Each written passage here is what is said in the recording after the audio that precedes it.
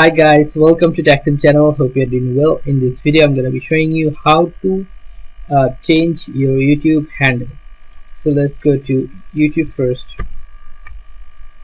Click on top right corner your profile icon. Now go to your channel option.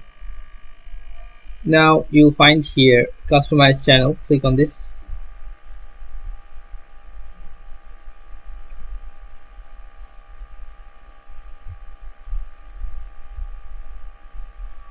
Okay, now what you're going to do is you'll find here basic info.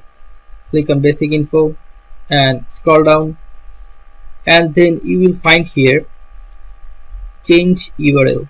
After that you will find here one more option, names handle. Like this URL you will find another URL box, and it will be written here a handle. That means you will find your handle option here, but you will find your handle option after you reach your YouTube channel 100 subscribers.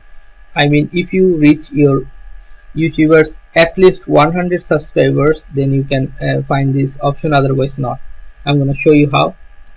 Going here and writing here how to change YouTube handle. Okay, you'll find the option like this one. You can see here that name handle.